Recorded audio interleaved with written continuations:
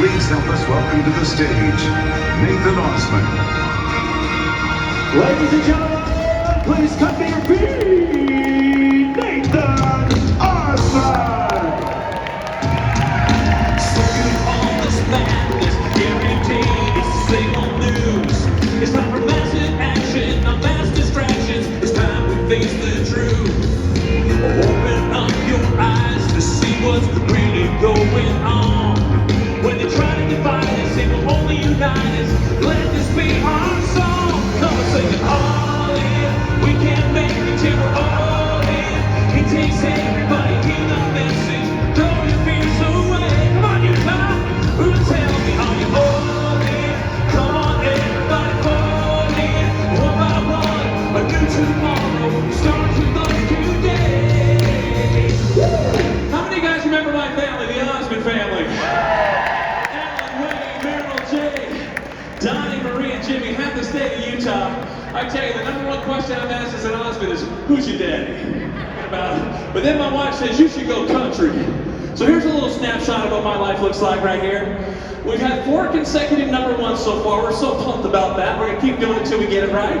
But you know what? I got a great podcast. Any podcasters out there? I hope you guys will all go listen to this. I just interviewed Tina on my show. Great interview, so I hope you guys can go subscribe to this, but I'm also a mortgage man. Guys, I turn people into Utahns all the time. But more importantly, I am a family man. This is my family right here. We're the proud parents of 4 boys. It's the Osmond way.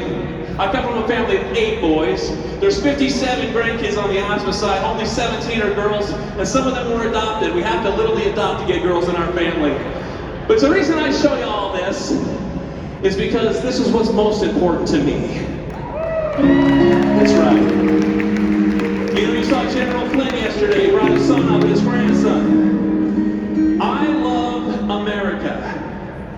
I even wrote that song with Senator Orrin Hatch called I Love America. And you know, in our business of the entertainment world, it's kind of strange to see somebody that's willing to get up on a stage like this and talk about what's most important to him. God, family, and country. And I tell you, I'm not ashamed. You know, there's a great book that we read as a family about an ancient American warrior who ripped his coat apart, put him on a flagpole, and waved it. This is what he wrote on his coat. In memory of our God, our religion, and our freedom, and our peace, and our wives, and our children. If we don't have that, what do we have? And it's inconvenient to be here. I get it. None of us want to have to be here doing what it is that we're doing right now because we just wish we all understood this concept. But apparently we've forgotten. So I want to take us on a little journey right now on history. I'm a history buff. I love history. I want to take you back in time, guys. I want to share a miracle story that took place. We're here today to celebrate liberty. And I love that. Liberty is not the same as freedom. Freedom is eat, drink, and be merry, for tomorrow we die. But liberty is freedom with responsibility. Understanding that liberty comes from a higher source, our Heavenly Father. And I'm going to tell you a story right now that we're not taught in our history lessons. I'm going to take you back to 1746. This was the time when France was at war with England. Did you know that 25% of England lived here in the colonies at that time? Yeah, 1 in 4 people had a family member living here in the colonies. And France knew that. And they knew that an attack on the colonies was an attack on England, and they were on their way. You see, they had 140 ships. 100 of those ships carried 10,000 troops. The other 40 ships were frigates of war packed with black powder and guns and cannons.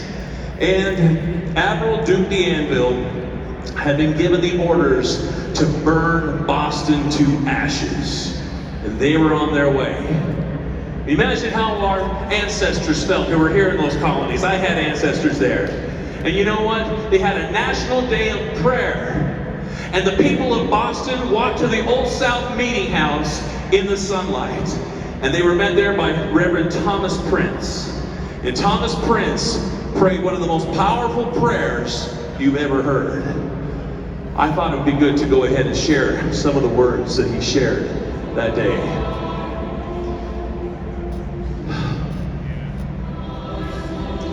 Deliver us from the enemy. Send thy tempest, Lord, upon the waters to the eastward. Raise thy right hand. Scatter the ships of our tormentors and drive them hence. Sink their proud frigates beneath the power of thy winds. And I tell you, as he prayed, listen, that sunny day turned dark, and the winds blew through the streets of Boston. They circled that old South Beatty house. People said it blew so hard that it sounded like people were banging on the windows. In fact, it blew so hard, it actually rang the bell in the Belfry Arch 2 separate times. And Thomas Prince continued praying, saying, we hear thy voice, O Lord. We hear it. Thy breath is upon the waters to the eastward, even upon the deep. Thy bell tolls for the death of our enemies. Thine be the glory, Lord. Amen and amen. They sent out an insight ship to find out where the French were, how close they were getting. And as they turned around, they brought back news that was almost too miraculous to be true. This wind carried out to sea, and it carried with it a pestilence. And this pestilence wiped out the French fleet.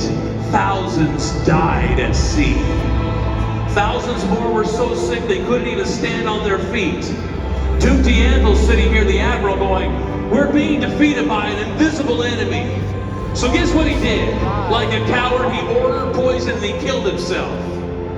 And now his vice admiral was sitting there, well, I can't go back to France like this. He drew his sword and he shoved it through his heart. And France returned mission unaccomplished.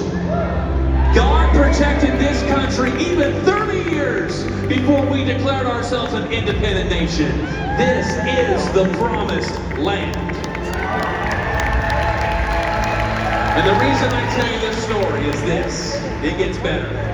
Did you know that in that congregation that day, as Thomas Prince prayed, was a 10-year-old boy named John Adams, who said it was on that day that I became a patriot.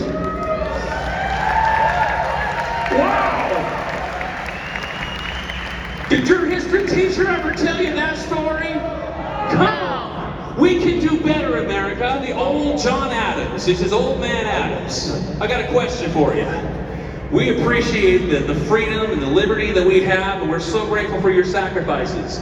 Who do we owe gratitude for all of the things we take for granted so much every day? And old man Adams said to us, says, you want to know who you owe gratitude for the liberty and all the blessings you receive, besides the great almighty? Right at the top, you got to put Reverend Dr. Samuel Cooper, and you say, who? Who? Did you guys study Reverend Samuel Cooper? Yeah, I didn't. Not in my classes. What about Reverend Dr. Jonathan Mayhew? He was right at the top with him. Reverend Dr. George Whitefield. You guys heard of these guys? What about this? Reverend Dr. Charles Chauncey. These guys are huge. Whether they're black, whether they're white guys. What about our black founding fathers? You hear about these guys? We treat black history poorly in our country. Reverend Richard Allen, amazing. Absalom Jones, the Reverend John Barrett, Reverend Lemuel Haynes. You guys heard of him? Guys, this is art history. Here's an eyewitness, John Adams, saying, these are the guys. How many of you studied preachers in history class? No, but you know what? How many look at the Declaration of Independence as a sermon topic list? But that's exactly what it is. See, a lot of the wording from our Declaration of Independence and our Constitution comes from the pulpits of America 20 plus years before they wrote that document. These were inspired men. Heck, it goes on, guys. Let me show you some more. This gentleman, Wentworth Cheswill. Write these names down. Go Google them. Study these guys. He held office for 49 years. He held 8 different political positions. There was never a time in Massachusetts when blacks couldn't hold office. Did you know that history? That's pretty cool. Look at this. Lemuel Haynes, I love this guy. First black man to ever hold a higher degree in education in America. He was a soldier in the American Revolution. Guys, I tell you, he was a Minuteman with George Washington. Every year on his birthday, George Washington, he held a sermon all about George. Isn't that awesome? Look at these guys. Write these names down. These are powerful people. They're our founding fathers. I love this. History's awesome. Did you know we had a black man right here? Look at this. Crossing the Delaware. Prince Whipple. I stood at his graveside. Go Google that man. I love him. But I tell you, these guys were incredible people. When they wrote that Declaration of Independence, when they gathered together for that first provincial conference, I got to tell you this. The people from Massachusetts didn't know the people from Vermont. The people from Vermont didn't know the people from New York and other places. Look at this, guys. Did you know they had a 2-hour prayer session? Guys that had just met each other, didn't know each other from Adam. All they knew was that we have a cause bigger than us. And they gathered together, they had a 2-hour prayer session. Are you told that in history? Look at this, guys. They studied 4 chapters of the Bible. In fact, one of the chapters that they studied, you should go read it tonight, Psalms 35. Because God showed them in this prayer session, in this Bible study, things they never knew they didn't know. They got the confidence to go out there. In fact, I tell you, it's incredible. Colonel Smith and these guys, he wrote to Abigail, talking about this. You know what John Adams says? Abigail, I must beg you, you must read this psalm. Read the 35th Psalm to your friends. Read it to your father. Abigail, we have appointed a continental fast.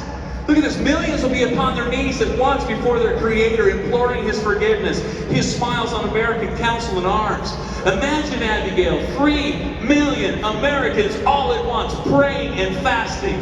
So you see, this is what we had. We don't hear this history. Look at this. This was the first of 15 times that Congress called the people of the United States to prayer. By the time that you get here to 1815, they had over 1,400 issued prayers in America. Guys, we got to remember, where does liberty come from? I tell you, the war in heaven continues here on this earth, and I am not ashamed to talk about it. He talked about the Colonel Smith taking over that fort, that British fort. That's like talking about a bunch of rednecks taking on the Navy SEALs. We did it. And on top of that, guys, we didn't have a Navy. I mean, we did. It's right here. It's called the Gunboat Philadelphia. If you want to see this ship, it's like a basic rowboat with 2 cannons in it. But you know what? They took over a 64-gun and a 20-gun British man-of-war with that. Isn't that amazing? That's God in the workings of our country. He says this, Abigail, it appears to me that the eternal Son of God is operating powerfully against the British nation. These guys were not agnostic deists and atheists. I want you to go read this book called the Jefferson Lies. You're going to learn a whole bunch about Jefferson. But look what George Washington said. Right here in 1778, he says, the hand of providence has been so conspicuous in all this that he must be worse than an infidel that lacks faith, and more than wicked that has not gratitude enough to acknowledge his obligations, close quote. That's powerful right there. That's George Washington. You know, when I was out there, I did 277 live events in 201 cities just in the year 2019 before COVID shut it all down. I had to go see George. My middle name is George. And I walked down there at Mount Vernon and I said, I've got to meet George. My middle name's George, and we Georges got to stick together. I said, will you mind taking a picture of me right here? I was the first one down to that day. And the security guard says, I'm going to do one more for you. She unlocked the gates and let me stand in between George and Martha. I cherish this picture. And when she wasn't looking, I touched it. I had to touch history. George and I are tight. Anyways, guys, these are our founding fathers. And what are we told about them? The people that are just coming to this country, they're told false things about these men. They were God-fearing men, and I can prove it. I've seen their histories. I've read their writings. And you know what? You need to go do some more research if you feel otherwise. Because look at this. Did you know that the family Bible was funded by 12 signers of the Declaration of Independence, including John Adams, Thomas Jefferson, Alexander Hamilton, Gunning Bedford Jr., John Dickinson, and more? Did you know that? Did you know that the very first Bible, the Bible of the Revolution, there's only about 100 of these left in print. I've held one of them. I've read it. Did you know that it has right here it says this, that the first Bibles were printed by the English in America. Were printed by who? Congress. Why? For a neat addition to be used in our schools. Wait a second, I thought these were agnostic deists and atheists. Why are they paying for the printing of the first English copy of the Bible to be used in our schools? You see, the thing is, they never intended to have separation of church and state, meaning that we throw religion out. You see, they had just come from a land called England where the Osmonds come from. And there we had kings. And the king, if he was Anglican, you were Anglican, that was you. If he was Catholic, that was you. But guys, we live in a new country. They just said there should be no state-sponsored religion. That's all they meant by that. Guys, we've got to remember where our liberty comes from. We must remember the Almighty. Look, they wrote this. This is in the front of the first English Bible right here in America. A neat edition of the Holy Scriptures for the use of our schools. A congressional endorsement. Remember, America, wake up. Let's take back our liberty. That's why I'm here. So grateful. I come from a family of military guys. My father served in the military. He learned from his father. And you know what? I believe that there are miracles. My grandfather just learned this last year. He was attacked by the Nazis. He was building airports for our allies in England. And if he had not gotten shell shock from the attack of those Nazis and shipped home, he would have been there at D-Day. George Burrell Osmond, who I'm named after. I believe that things happen for a reason. I believe that God has exercised his righteous dominion to be able to protect people, because I want to share a letter that came to Joshua Lawrence Chamberlain years later. Remember this letter. It came from a member of the 15th Alabama. Dear sir, this is when he became the governor of Maine. Dear sir, I want to tell you a little passage in the Battle of Little Round Top Gettysburg concerning you and me, which I am now glad of. Twice in that fight, I had your life in my hands. I got a safe place between two rocks and drew B fair and square on you. You were standing in the open behind the center of your line, full exposed. I know you're raised by your uniform and actions, and I thought it mighty good thing to put you out of the way. I rested my gun upon the rock and took steady aim. I started to pull the trigger, but some strange notion stopped me. Then I got ashamed of my weakness and went through the same emotions again. I had you practically certain, but that same strange something shut right down on me. I couldn't pull the trigger and gave it up. That is your life. I am glad of it now and hope you are. Yours truly, a member of the 15th Alabama. I'll tell you this. Your life is special. In fact, one of my favorite books says this: thy days are known, and thy years shall not be numbered less. If you're in this room right now, it's because you're supposed to be. There are no accidents. There's a reason you showed up here today and yesterday. And if you're still here with us today, it's because God needs you here. Every one of us has a purpose. Every one of us has a mission. In fact, you know what? If you're still here, your mission has yet to be completed. You got to find your purpose. Find your why. Why America? Because it's worth fighting for. We are the exception. And we need to remember, it was on that spot in New York City where George Washington placed his hand on the Bible, not just on the Bible. He flipped it open to Genesis 49, verse 22, and put his hand on that. Do you know it talks about that this is the land over the wall for Joseph's inheritance? Joseph didn't get an inheritance over there. Some might say his children did. You know, he didn't. This was the promised land that he was promised. And on that very same real estate where George Washington was sworn in as president, was the very first time that that American covenant was revoked. We were attacked. Some say, what about Pearl Harbor? We weren't yet America there. The very real estate, guys, we must remember. We must remember. My father, Alan, produced the inauguration celebrations for Ronald Reagan.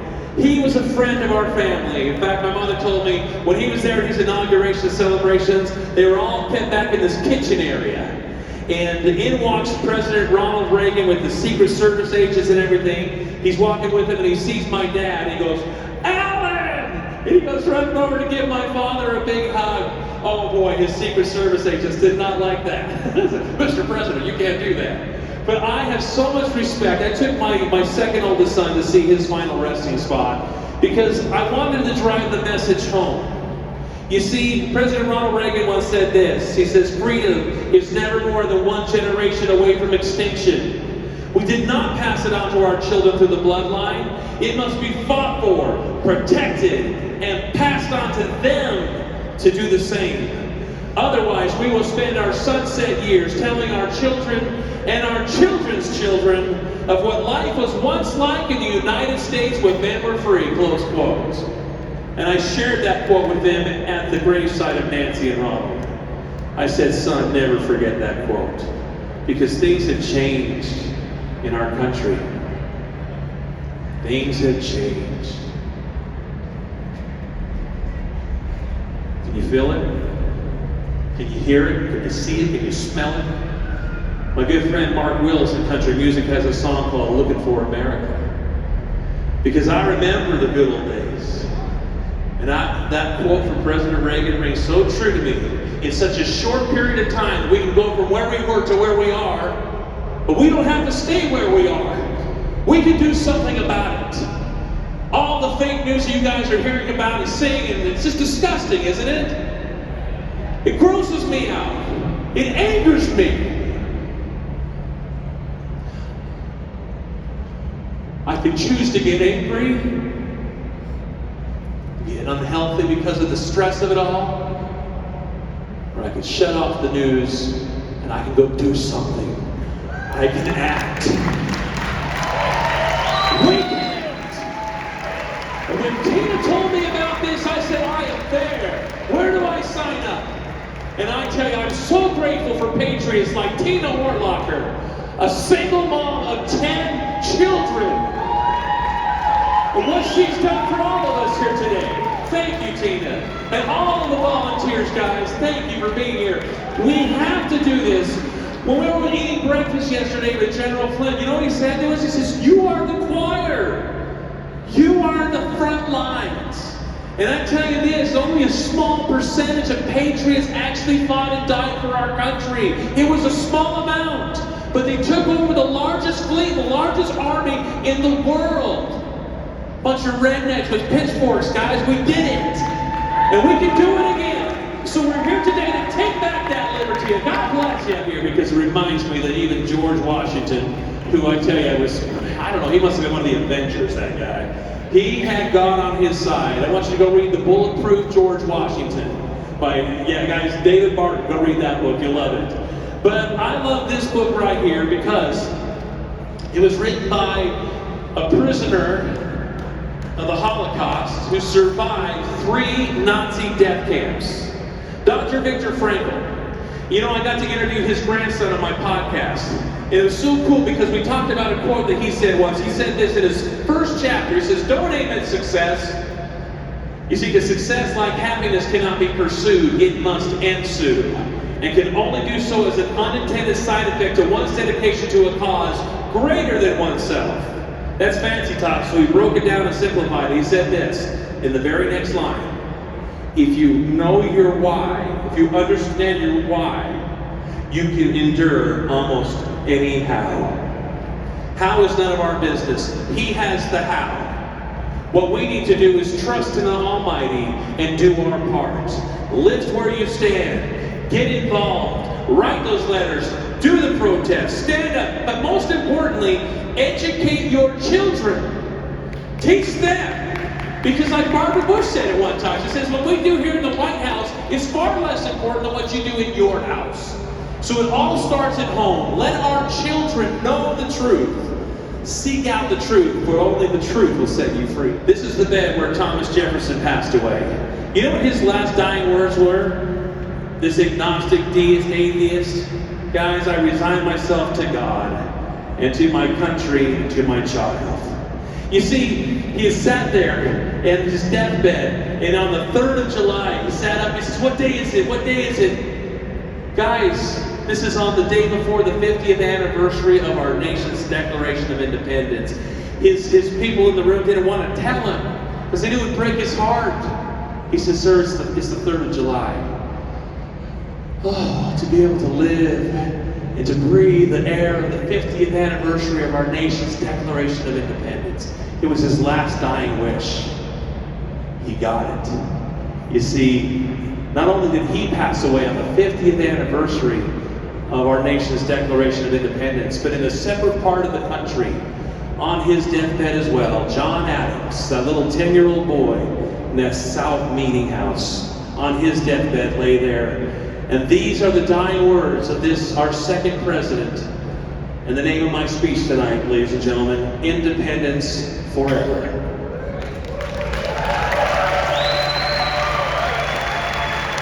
hope you've enjoyed this tonight. Can I sing one last song? I got a minute 41. We're going to do it anyways, guys. In memory of our God, our family, and everything that we hold dear, guys. This song is called For America. Here we go. I miss my southern woman. I miss the southern nights in our town. Come on, you guys. Here we go.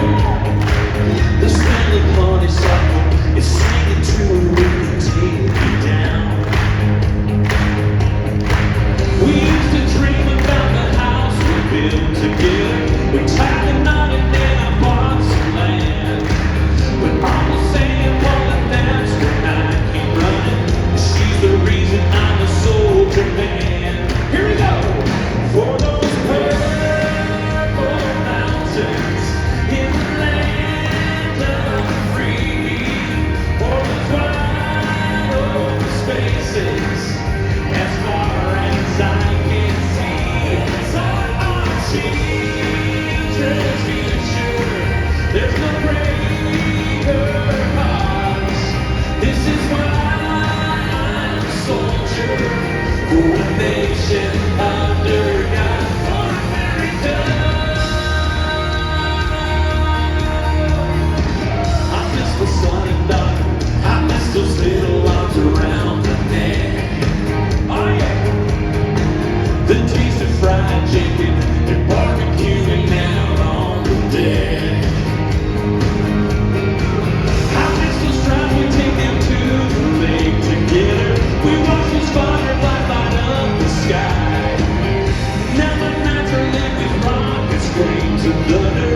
I know that I made her prayers tonight. Here we go. For those purple mountains in the land of the free. For those wide open spaces as far as I can see.